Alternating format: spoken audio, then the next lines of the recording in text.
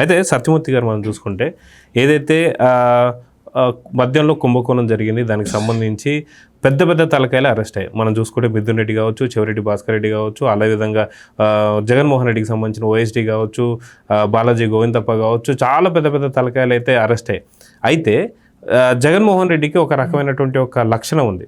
ఏదైతే తన పైన వచ్చిన నింద ఏదైతే ఉందో పక్కనోడి పైన కూడా వేయాలనేటువంటి ఆలోచన.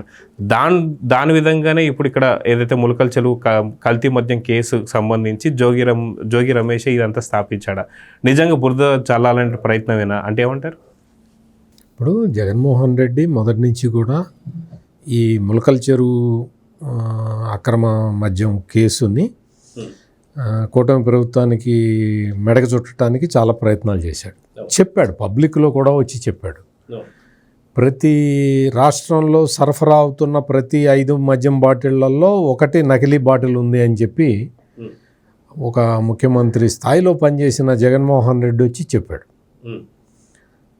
నువ్వు ముఖ్యమంత్రి స్థాయిలో పనిచేసావు కదా, నీ దగ్గర ఆధారాలు ఉన్నాయా? ప్రతి 5 మద్యం బాటిళ్లలో ఒకటి నకిలీది అని చెప్తున్నావు కదా, ఆ నకిలీ మద్యం బాటిల్ చంద్రబాబు నాయుడు తయారు చేశాడని చెప్తున్నావు కదా, నీ దగ్గర ఆధారాలు ఉన్నాయా? ఈ రోజున ఏదైతే ఈ ములకల చెరువు నకిలీ మద్యం కేసు ఉందో, ఈ కేసులో నీకు సంబంధించిన, నీ పార్టీకి సంబంధించిన నాయకుల ప్రమేయం ఉన్నది అని సిట్టు సాక్ష్యాలు ఆధారాలతో సహా కోర్టు ముందర పెట్టింది, ఛార్జ్షీట్లో ఫైల్ చేసింది. ఇప్పుడు దీనికి జగన్మోహన్ రెడ్డి వచ్చి సమాధానం చెప్పాలి. నీకు అక్కడ ములకల చెరువులో ఈ నకిలీ మద్యాన్ని తయారు చేయటం, ఈ బ్రాండు, ఇవన్నీ కూడా వీళ్ళందరూ కూడా ముందు నుంచి జగన్మోహన్ రెడ్డి ప్రభుత్వంలో ఉన్నప్పటి నుంచి తయారు చేస్తూనే ఉన్నారు. మధ్యలో కూటమి ప్రభుత్వం రాగానే ఆపేశారు. మనం పట్టుబడితే కఠినమైన శిక్షలు వేస్తారు అని చెప్పి ఆపేశారు వీళ్ళందరూ. ఆపేసిన వాటిని జోగి రమేష్ ఫైనాన్స్ చేసి, లేదు మీరు ఆపద్దు, మనం కంటిన్యూ చేద్దాం దీన్ని, పట్టుకుంటే నేను ఉన్నా కదా, చూస్తా కదా అని చెప్పి వాళ్ళకి డబ్బులు పంపించాడు. ఇవన్నీ కూడా బ్యాంక్ అకౌంట్స్, బ్యాంక్ ట్రాన్సాక్షన్స్ అన్నీ కూడా దొరికినాయి, సిట్టికి ఆధారాలతో సహా దొరికినాయి. ఇవన్నీ దొరికిన తర్వాత వాళ్ళు ఈ ఛార్జ్షీట్ ఫైల్ చేశారు.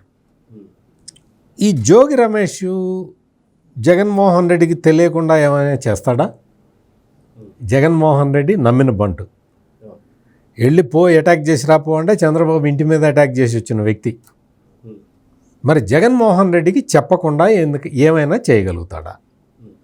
అంటే అతను ఈ జనార్దన్ రావుకి, వాళ్ళ బ్రదర్స్కి, వాళ్ళందరికీ డబ్బులు పంపించటం జగన్మోహన్ రెడ్డికి తెలియకుండా జరుగుతుందా అనేది ఇక్కడ ప్రధానమైన ప్రశ్న.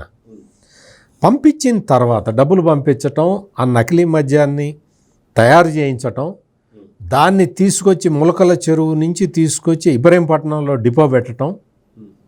ఇబ్రహీంపట్నంలో డిపో ఎవరు పెట్టించారు? జోగి రమేష్.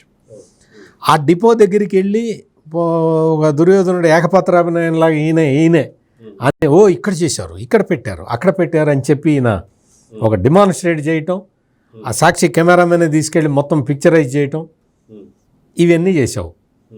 ఎందుకు చేశావు అంటే జగన్మోహన్ రెడ్డి అన్న మాటలు, జోగి రమేష్ చేసిన ఈ చేష్టలు, ఈ రెండింటినీ కలిపి చూస్తే మనకు ఒక విషయం స్పష్టంగా అర్థమవుతుంది.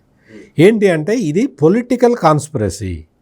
కూటమి ప్రభుత్వాన్ని అస్థిరపరచటానికి జగన్మోహన్ రెడ్డి, జోగి రమేష్ వీళ్ళందరూ కలిసి ఆడిన నాటకం.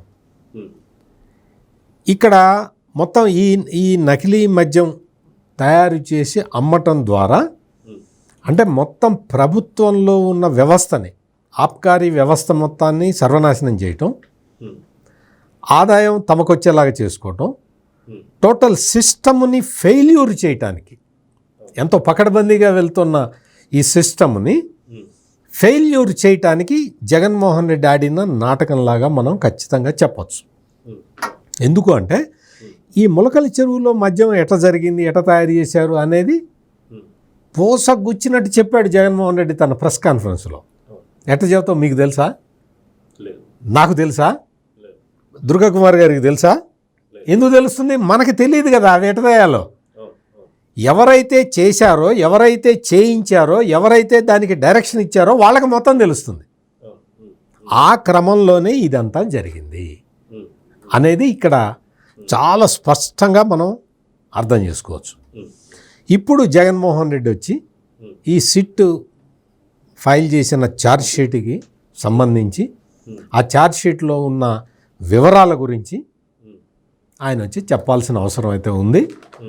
తొందరగా వచ్చి ఏదో పెద్ద కాలయాపన చేయకుండా ఇదంతా ప్రజలు మర్చిపోయిందాకా ఉందామని ఆగకుండా వచ్చి జగన్మోహన్ రెడ్డి ఈ నేరానికి సంబంధించిన వివరాలు బయటపెడితే బాగుంటుంది.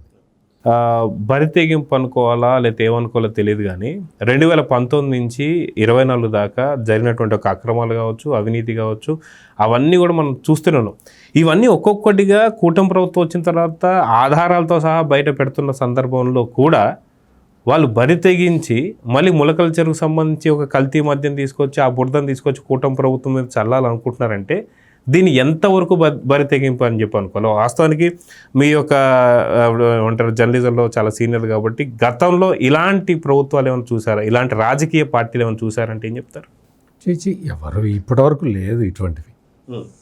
ఇవి ఇప్పుడు చూస్తున్న దరిద్రాలు ఇవన్నీ కూడా. అంతకు ముందర కొంచెం డిగ్నిఫైడ్ పాలిటిక్స్ ఉండేవి.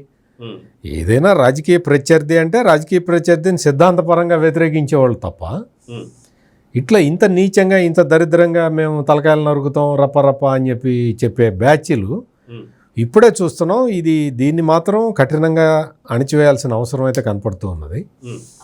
వీళ్ళు ఎంతసేపటికి ఏంటి అంటే నేరాలు చేయటానికి అలవాటు పడిపోయి తమ చేతిలో మీడియా ఉంది కదా అని ఆ నేరాలని పక్క పార్టీ మీదకి తొయ్యటానికి వీళ్ళు బరితెగించి మరీ ప్రయత్నం చేస్తారు. అది ఇప్పటికే చాలా సందర్భాల్లో ప్రూవ్ అయింది. అందుకని ఇక ఈ కూటమి ప్రభుత్వం కూడా మీనం మేషాలు లెక్క పెట్టకుండా చాలా సీరియస్గా ఈ శాంతి భద్రతల విషయాన్ని పరిగణలోకి తీసుకోకపోతే చాలా దుష్ఫలితాలు వస్తాయి. ఎట్లా అంటే ఇప్పుడు ఈ బరితెగించిన గ్యాంగులు జగన్మోహన్ రెడ్డి పుట్టినరోజు అని చెప్పి మేక తలలను నరికేశారు. ఎంత పాశవికంగా చేశారు ఆ చర్య.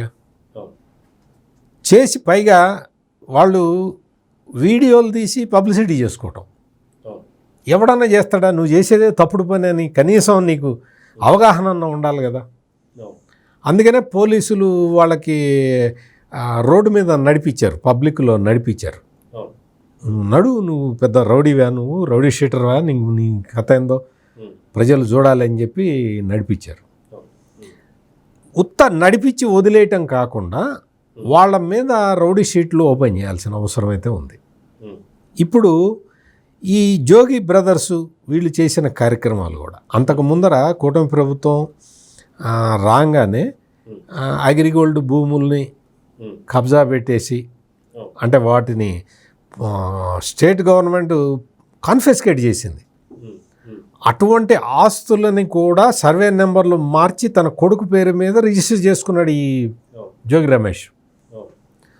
అప్పుడు అరెస్ట్ చేస్తే ఈ జోగి రమేష్ కుటుంబ సభ్యులు అందరూ బయటకు వచ్చి విదేశాల్లో చదువుకొని వచ్చిన పిల్లగాడిని అరెస్ట్ చేస్తారా అని ఒకటి, రెండోది వాళ్ళ కులాన్ని తీసుకొచ్చి పెట్టి మా కులానికి సంబంధించిన వాళ్ళని వెనుకబడిన తరగతుల వాళ్ళని మీరు అరెస్ట్ చేస్తారా అని పెట్టి చెప్పారు. మరి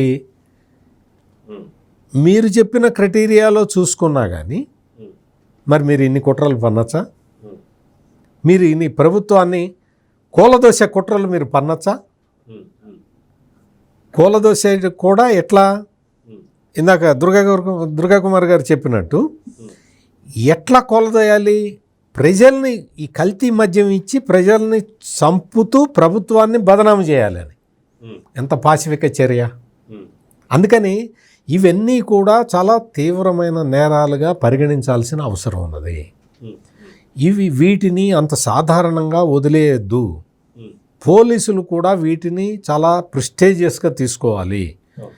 ఈ ములకల చెరువు నకిలీ మద్యం కేసు సంబంధించి సంతృప్తికరంగానే దర్యాప్తు సాగుతున్న దాంట్లో ఎటువంటి సందేహం లేదు. ఇప్పటికే సాక్ష్యాలు ఆధారాలు సేకరించి ఛార్జ్షీట్ కూడా ఫైల్ చేశారు. అన్ని కేసుల్లో కూడా ఇదే విధంగా పకడ్బందీగా కేసులు ముందరికి తీసుకెళ్ళాలి.